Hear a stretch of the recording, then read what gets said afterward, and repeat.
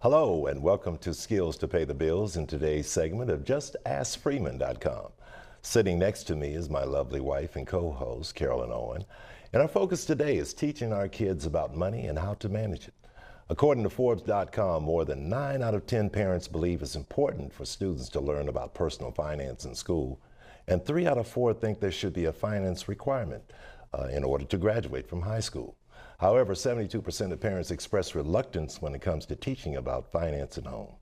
Now, Carolyn and I are going to do our best to demystify talking about finances with your kids. So, Carolyn, let's get started.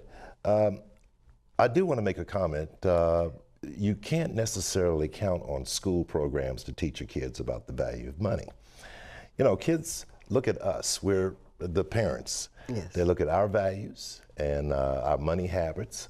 And as parents, we do a real good job of teaching our kids. That is, we're teachers. Teach, and teach our children sound money habits when they're young. And the likelihood is that they avoid money traps, and they avoid costly mistakes during their retirement, or planning for their retirement journey. Something else I want to say too: the how, what, and when to teach your kids about money are personal decisions. And this is determined by the values of the parents. So hopefully today on this show, we'll be able to provide some tips and suggestions that will follow us throughout the show and make your job, our viewers' job, a little bit easier. Yes. So let's get started and talk about when we should introduce personal finances and economics to our children. You know, that's the question that I've often been asked. I'm sure you have too. When is the best time to start teaching your children about money? Exactly. And I'd say it's never too early. Never too early. Because if you don't teach them, there's an old quote I'm sure anybody in baby boomers age heard. Otherwise, the kids will think money grows on trees. Exactly. Now, let me make a comment. Now, Forbes.com said that 90% of parents would prefer that the school system educate your kids when it comes to personal finances and economics. Well, teachers have a big job. They have a tremendous responsibility as it is. They're teaching anywhere between 100 and 150 kids per day. Now, what I've noticed too is that in the lower grades, say kindergarten through the 2nd and 3rd grade, there are images that are shown, the teachers provide that, of various coins. You have the 50-cent piece, the quarter, the dime, the nickel, and so on. And some of the teachers provide those, with those images and with real coins, the kids will learn the feel of the coin, the value of the coins. Good math applications are applied. For example, they have word problems. If you have 2 dimes and a nickel, which is equivalent to a case quarter, and then they correlate the coins with currency. Now, I think that's a start, but again, it goes back to the values and our spending habits and what we do as parents. Exactly. Because I don't believe that most